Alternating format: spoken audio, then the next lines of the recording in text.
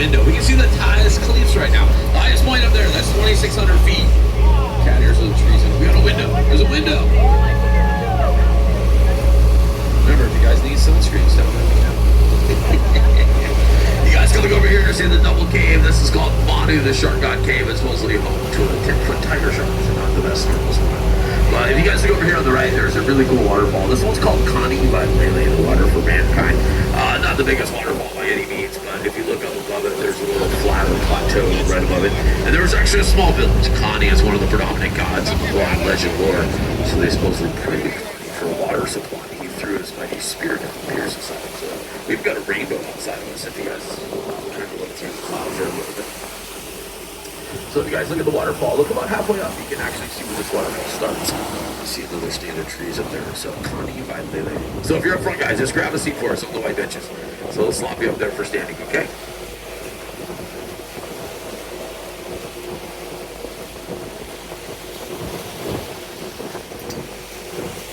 So if you drive up Waimea Canyon, the last lookouts are looking into Kauai Valley, and it's the largest valley on the Pali. But if you guys look over here, this next valley at 1 o'clock, this is Honopu. This is also known as the Valley of the Kings. When the Hawaiian royalty passed away, they buried him in the valley here. So back in 1922, there's a group of archaeologists that came out here and they did some digs. They found the remains in the caves, but they also found remains of people living in this valley. So they refer to it as the Valley of the Lost Tribe. But if you guys look at the beach, you notice the sand here. There's a couple of white signs. They tell you you're not supposed to be there. You can't read them until you get there, so it kind of defeats the purpose. But there's actually burials in sand dunes themselves. If you look to the left of the beach, there's some trees, and there's a waterfall back behind that. I can be able to see the waterfall at the top. Look too much cloud.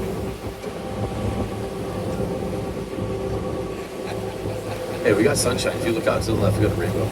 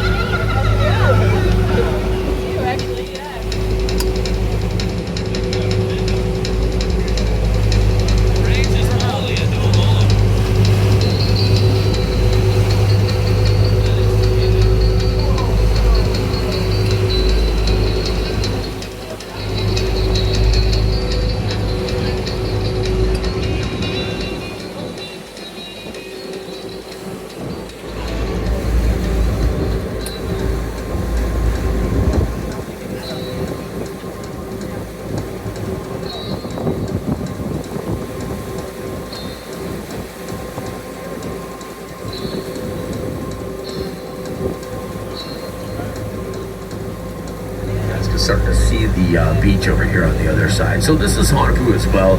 There's a magical archway that connects the two beaches. The reason I call it magical, it's been used in quite a few Hollywood movies over the years.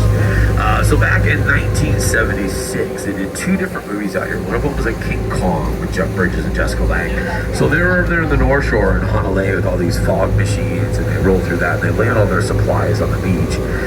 And then they also did a movie back in the 70s called Acapulco Gold. It's an absolutely horrible movie. But you go to YouTube, you can check it out. Go to YouTube, go Acapulco Gold. You can fast forward pretty much through the entire movie. But there is a stunt in the movie where they talk to a local helicopter pilot into flying through this archway over here to the right. So if you look over the far right side of the beach, you're going to notice there's an archway. And this has been the backdrop for quite a few movies. So Jurassic Park, they filmed something on the Pali Coast. Pirates of the Caribbean, they filmed out here.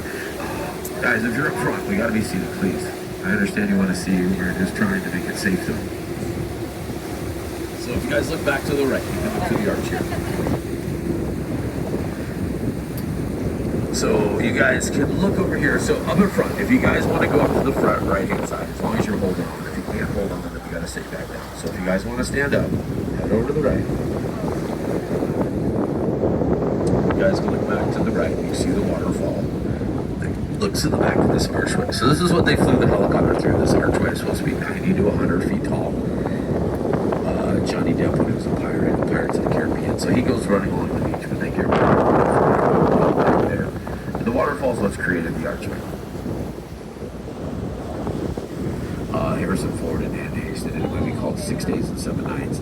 So they run through the archway there, and it transports them down to a point where they jump off the cliff by the high ridges and shipwrecks. So you guys can look over here and see these big boulders. Watch the way there, right there. So that big boulder right there, that's the size of a 2-story building. Normally, in the summertime, the Kauai Beach will extend all the way out to these boulders. It didn't make it out here this year. I'd be really curious when we get up here to see how much sand is actually left. Kauai means to wander. So this beach wanders away, it wanders back. So if it comes out to these boulders in the summertime, you can actually swim over to Honolulu. So if you look at the archway back there, though, you can see the waterfall. There's all rock now. There's no beach left. Normally the sands fill in, and there's quite a bit of beach underneath that archway. Right behind these boulders is what's referred to as the Mother's Day Slide. Colorado. It seems to be the largest cave at Colorado back in 1980. Mother's Day. This came all the way down. I thought there was a first wave. Doubled in size, the big rock pile behind us about 10, 11 years ago. So the Pali Coast is considered the second fastest. I know they say one with one. Oh, sorry. Thank you. They say the closest. Oh, there's a great wave right there. So that boulder right there that just hit, that's a 2-story building.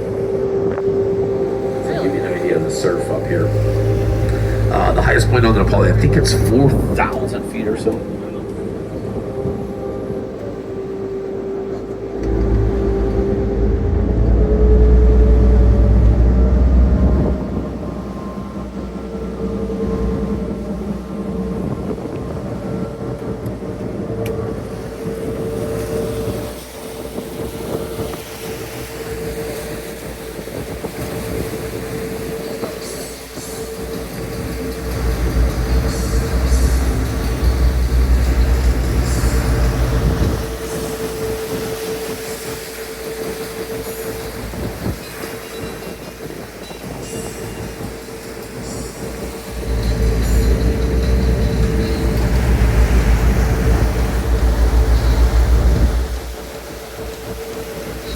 Start looking above us, you start to see all these points that are sticking up in the cliffs. And this is the section that missionaries call the cathedrals. Church deals over here. You see some people over here on the beach. This is the end of the Colorado Trail. So if you hike over 11 miles to get out here, this is the end of it right here. You gotta have a permit to do so. I would not be camping on the beach if I was anybody out here right now. The beach is almost gone. You can see this little tiny cave next to us. There's not much sand left there. If you look at the rocks, it looks like kind of white signs. They're telling you to be careful. The Pali Coast is considered the second fastest eroding coastline, so you never know how much erosion's happened over the wintertime. So camping in the cave might not be the best idea. The beach is getting smaller and smaller every day because we've got winter swells that are going to keep running through the end of March. We've got like 2 months, probably 2.5 more months of massive northwest winter swells. Come up here though, we'll take a little pause to get a photo. Pretty ominous looking clouds here, but we've got the cathedrals and the Kauai Valley.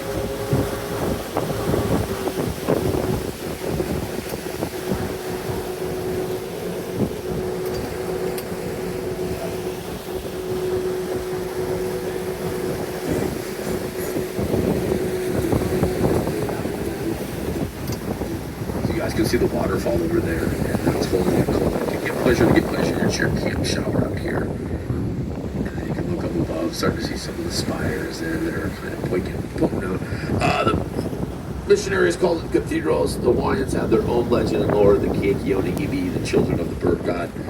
They were supposedly up in heaven. They snuck down and played with the Hawaiian villagers all night. Fell asleep afterwards, and then they took off. So those points are supposed to be the children going back up. And if you look through the clouds there's a little break, and that's the outer ridge line of it, the wingspan. So you can sort of see the spires. It's kind of blowing out here. Maybe you'll get a shot here. But if you want to get a shot with this behind you, let the crew know. They'll help you out. Take a photo.